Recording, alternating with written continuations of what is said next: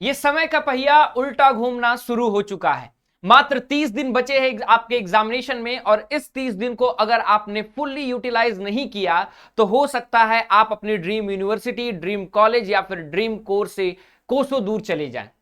अब इस 30 दिन को आप बेस्ट बनाएंगे ताकि आपके आने वाले 4 से 5 साल बेस्ट रहें। इसीलिए इस 30 दिन को मैं और बेहतर बनाने के लिए आप सभी के सामने लेकर के आ चुका हूं एक नई सीरीज जिसका नाम है समय रेखा। समय का पहिया चल चुका है, we are at the peak of the examination, और इसीलिए इस समय रेखा सीरीज में मैं आप सभी लोगों को हिस्ट्री, पॉलिटिकल साइंस के चैप्टर वाइज इंपॉर्टेंट डेट्स को कवर अप कराऊंगा। चाहे वो पॉलिटिकल साइंस के दोनों बुक हो या फिर हिस्ट्री के तीनों बुक हो, आपको डेली एक वीडियो मिलेगा एक चैप्टर को कवर अप करके।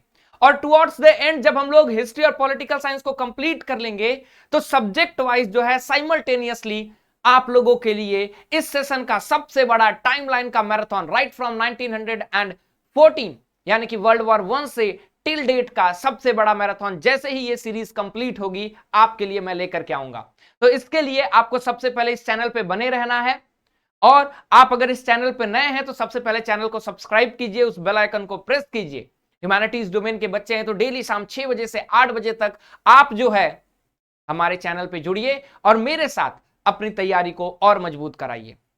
ये सीरीज आपको कैसी लगी क्लास के एंड में जरूर बताना, और क्या आप इस 30 दिन के चैलेंज के लिए तैयार हैं वो भी मुझे कमेंट सेक्शन में जरूर बताना। नमस्कार, स्वागत है आपका हमारे इस ऑनलाइन लर्निंग प्लेटफॉर्म बेसिक शिक्षा पे। मैं अमित तिवारी आप सभी का ह्यूमैनिटीज डोमेन मेंटर एक बार फिर से हमारे इस चैनल पे स्वागत करता हूं, और चलिए स्वागत करते हैं इस नए सीरीज समय रेखा का। ये पॉलिटिकल साइंस का वीडियो है और यहां पे मैं आप सभी लोगों के लिए लेकर के आ चुका हूं political science book 2 challenges of nation building chapter का टाइमलाइन। सबसे पहले इसका पीडीएफ कहां पे मिलेगा? आपके पास ये क्यूआर है, स्क्रीनशॉट लीजिए, इस क्यूआर को स्कैन कीजिए और आपको हमारा पीडीएफ उसी टेलीग्राम चैनल ह्यूमैनिटी शिक्षा पे मिल जाएगा। तो ह्यूमैनिटीज शिक्षा हमारा नया टेलीग्राम चैनल ह्यूमैनिटीज डोमेन के बच्चों के लिए, वहां पे ये सारे पीडीएफ्स मैं आप सभी लोगों के लिए अपलोड करता हूं। और शुरू करते हैं इस समय रेखा को समय के कालचक्र के अनुसार। तो सबसे पहले हम शुरुआत कहां से करेंगे? सबसे पहले हम शुरुआत करेंगे बेटा 1947 से, जब भारत आजाद होता है। आजाद भारत के पास 3 चुनौतियां हैं। एक तो भारत का एकीकरण करना है, दूसरा हमें क्या करना है भारत में लोकतंत्र की स्थापना, और तीसरा हमें करना होगा भारत के आर्थिक विकास को। 1947 में भारत एक होता है। अब सरदार वल्लभ भाई पटेल और वीके मेनन के पास है 565 रियासतों को एक करने की बात, और नवंबर 1947 में हैदराबाद, याद रखिएगा, मणिपुर, जम्मू एंड कश्मीर, जूनागढ़, ये 4 केस स्टडीज आपको पढ़ने हैं। हैदराबाद 1947 में कहता है मैं अभी भारत के साथ जुड़ूंगा या पाकिस्तान के साथ या फिर आजाद रहूंगा, ये मैं अभी डिसाइड नहीं करूंगा। इसलिए 1947 नवंबर में निजाम ऑफ हैदराबाद जो है स्टैंड डील एग्रीमेंट भारत के साथ हस्ताक्षर करते हैं। 1950 में इलेक्शन कमीशन जो है भारत का फॉर्म होता है। 1950 में ही भारत का संविधान लागू होता है, और इस टाइमलाइन को थोड़ा और विस्तृत करें तो कुछ ऐसा दिखेगा। 1947 में भारत आजाद होता है, भारत का पार्टीशन होता है। 1947 में जो है भारत जो है निजाम ऑफ हैदराबाद के साथ स्टैंड स्टिल एग्रीमेंट साइन करता है। देन महात्मा गांधी का असैसिनेशन 1948 30 जनवरी को होता है। 1948 में ही हैदराबाद में ऑपरेशन पोलो के तहत भारत का हिस्सा बना लिया जाता है। 1949 में मणिपुर का, याद रखिएगा बेटा, 1949 में, ठीक है, थोड़ा मैं आप लोगों के लिए बैकग्राउंड बदल देता हूं। 1949 में, 1949 में, ठीक है, 1949 मणिपुर का कंप्लीट मर्जर होता है। ठीक है, क्या होता है? Complete merger. ठीक है, भारत के साथ मणिपुर का कंप्लीट मर्जर होता है। 1950 में भारत का संविधान लागू होता है। याद रखिएगा 26 नवंबर 1949, 26 नवंबर 1949 को क्या होता है? हमारा संविधान बन करके तैयार होता है, और इस दिन हम अपने संविधान को अडॉप्ट करते हैं। क्या करते हैं? अपनाते हैं। और लागू कब होता है? 26 जनवरी 1950 को। 52 में पहला जनरल इलेक्शन होता है। 53 में फजल अली कमीशन होता है, और 56 में स्टेट रीऑर्गेनाइजेशन कमीशन का गठन होता है, सॉरी एक्ट आता है। अब ये सारी चीजें क्या हैं, अब शुरू से शुरू करते हैं। आपको समझना होगा उसके लिए integration of India. Integration of India की अगर हम लोग बात करें तो आपको समझना होगा कि होता क्या है। 1947 में जब भारत आजाद होता है बेटा, 1947 में जब भारत आजाद होता है, ठीक है, आजाद भारत जब होता है तो उसके बाद नवंबर 1947 में जो है Hyderabad standstill agreement sign करता है, स्टैंड स्टिल एग्रीमेंट साइन करता है। उसके बाद बेटा यही हैदराबाद सितंबर 1948 में ऑपरेशन पोलो के तहत भारत का हिस्सा बनता है, ठीक है, हैदराबाद जो है इंडिया का हिस्सा बनता है। नवंबर 1949 में मणिपुर के राजा बोध चंद्र सिंह जो है कंप्लीटली पूरी तरह से भारत के साथ मर्ज कर जाते हैं, ठीक है, मणिपुर पूरी तरह से भारत के साथ मर्ज कर जाता है और एक यूनियन टेरिटरी बन जाता है। उसके बाद अगर हम लोग बात करें तो 1949 में ही नवंबर के महीने में 26 तारीख को 1949 में हम अपने संविधान को अडॉप्ट करते हैं। क्या करते हैं? अडॉप्ट करते हैं अपने कॉन्स्टिट्यूशन को।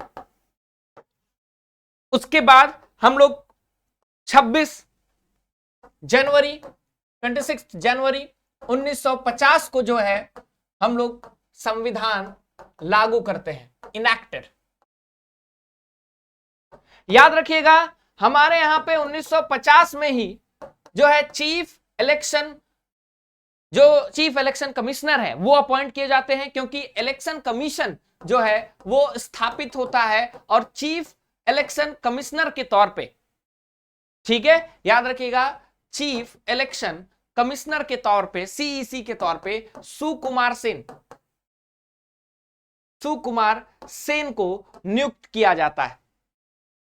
कहानी आगे बढ़ती है और 1952 में बेटा अक्टूबर के महीने में चालू होता है विशाल आंध्रा मूवमेंट। क्या है? विशाल आंध्रा मूवमेंट। ये विशाल आंध्रा मूवमेंट जो है बेटा इसको चालू करते हैं पोटी श्री राम अल्लू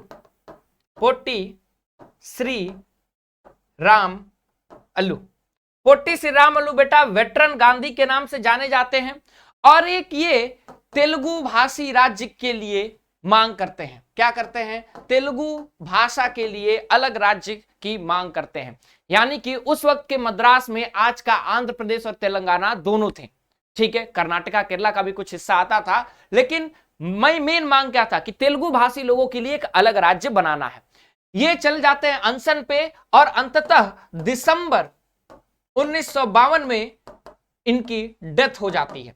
दिसंबर 1952 में जब इनकी डेथ होती है बहुत बड़ा प्रोटेस्ट राइज होता है और मुश्किल में आकर के सरकार दिसंबर 1952 में अनाउंस करती है फॉर्मेशन ऑफ आंध्र प्रदेश,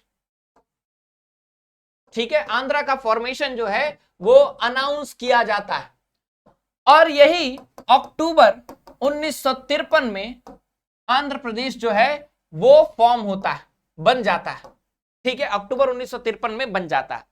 1953 में ही बेटा 1953 में ही स्टेट रीऑर्गेनाइजेशन कमीशन, जिसको हम लोग फजल अली कमीशन भी कहते हैं, उसको नियुक्त किया जाता है, इस्टेब्लिश किया जाता है। और यही फजल अली कमीशन 1955 में क्या करता है? अपनी रिपोर्ट देता है और कहता है जिस राज्य में 70% से ज्यादा एक भाषा बोली जाती है उसको भाषा के आधार पर राज्यों को हम लोग बांट देते हैं। और यहां पे क्या होता है 1956 में बेटा 1956 में स्टेट रीऑर्गेनाइजेशन एक्ट, राज्य पुनर्गठन अधिनियम आता है, जिसमें भारत को 14 राज्य और 6 यूनियन टेरिटरीज में बांटा जाता है। लेकिन क्या यह शुरुआत इतनी से ही चालू हो जाती है 1952 से ही? नहीं, यह शुरुआत होती है 1920 से। History of state reorganisation on the basis of language, कि भाषा के आधार पे कैसे भारत में राज्य बनने का जो इतिहास है वो शुरू होता है। शुरू होता है 1920 के नागपुर सेशन से, कांग्रेस के, जहां पे बात होती है क्या भाषा के आधार पे हम लोग भारत में राज्यों का गठन कर सकते हैं, और यहां पे मना कर दिया जाता है कि धर्म के आधार पे तो अंग्रेज बांट ही रहे हैं, जाति के आधार पे बांट ही रहे हैं, भाषा के आधार पे बांटेंगे तो न जाने कितने टुकड़े होंगे। ठीक इसी तरह 1946 में हमारी संविधान सभा, कॉन्स्टिट्यूएंट असेंबली, एक कमिटी बनाती है और उस कमिटी का नाम रहता है एस.के. धर कमिटी। और एस.के. धर कमिटी से पूछा जाता है कि क्या भाषा के आधार पे हम राज्यों का गठन कर सकते हैं। ये कमिटी भी कहती है नहीं कर सकते हैं, नहीं तो अभी अभी विभाजन हुआ धर्म पे, भाषा के आधार पे करेंगे तो अनेकों टुकड़े हो जाएंगे, तो ये भी मना कर देती है। फिर कांग्रेस एक कमिटी बनाती है बेटा, कांग्रेस एक कमिटी बनाती है जेवीपी कमिटी। जेवीपी कमिटी बनाती है, जवाहरलाल नेहरू, वल्लभ भाई पटेल, पट्टाभी सीतारामैया, तीनों लोग रहते हैं और ये डिसाइड करते हैं क्या भाषा के आधार पे हम लोग राज्य बना सकते हैं, और फिर पता चलता है नहीं। और अंततः हम देखते हैं कि 1952 में ये जो विशाल धारा मूवमेंट है, ठीक है, विशाल आंध्रा आंदोलन है, इस आंदोलन के बाद पहली बार 1953 में भाषा के आधार पे आंध्रा बन जाता और यहां से शुरू होता है इतिहास भाषा के आधार पे राज्यों को बांटने का। अब ये राज्यों का पुनर्गठन बेटा कैसे चालू होता है ये भी आपको समझना पड़ेगा। 1953 में आंध्र प्रदेश जो है पहला राज्य बनता है, पोटी श्रीरामुलु के अनशन के बाद जो भाषा के आधार पर बनता है। अब उस वक्त 1960 में बॉम्बे एक राज्य था, इस बॉम्बे राज्य में आज का महाराष्ट्र और गुजरात दोनों था। 1960 में बॉम्बे राज्य से दो नए राज्य बनाए जाते हैं, महाराष्ट्र और गुजरात। यही नहीं, 1963 में बेटा 1963 में नागालैंड को एक राज्य बनाया जाता है। 1972 में आप देखें तो फिर से north east state reorganisation act आता है। नॉर्थ ईस्ट के जो स्टेट्स हैं उनको रीऑर्गेनाइज करने के लिए, मणिपुर, त्रिपुरा जो यूनियन टेरिटरी रहते हैं उनको राज्य बनाया जाता है। मेघालय जो खासी हिल ऑफ मेघालय है आसाम से निकाल करके उसको भी राज्य बनाया जाता है। तो 1953 में आंध्र प्रदेश, 1960 में बॉम्बे, 1966 में याद रखना 1966 में पंजाब, हरियाणा, हिमाचल प्रदेश, ठीक है। उसके बाद 1963 में नागालैंड, 1972 में मेघालय, मणिपुर, त्रिपुरा, 1986 में याद रखना 1986 में मिजोरम और अरुणाचल वो बनाया जाता है। सन 2000 में छत्तीसगढ़ उड़ीसा से काट करके अलग, ठीक है, ठीक है। देन आपका उत्तराखंड यूपी से काट करके और झारखंड से बिहार को अलग करके बनाया जाता है। यह राज्यों का गठन अधिनियम है। 2014 याद रखिएगा, 2014 में तेलंगाना बनता है, ठीक है। और अभी आंध्र प्रदेश की नई राजधानी बनी है अमरावती, वो भी याद रखिएगा, ठीक है। तो ये आपका चैप्टर 1 का कंप्लीट आपके इंपॉर्टेंट डेट्स हो गए। तो ये पूरा कंपाइल है, इसको अच्छे से लिख लो, ठीक है। और अच्छे तरीके से आपको अगले चैप्टर का भी मिल जाएगा। उम्मीद करता हूं ये वीडियो आपको अच्छा लगा। नीचे आप कमेंट सेक्शन में बताइए कैसा लगा, कोई चेंजेस की जरूरत है तो बताइए। Will meet in next video, till then thank you so much.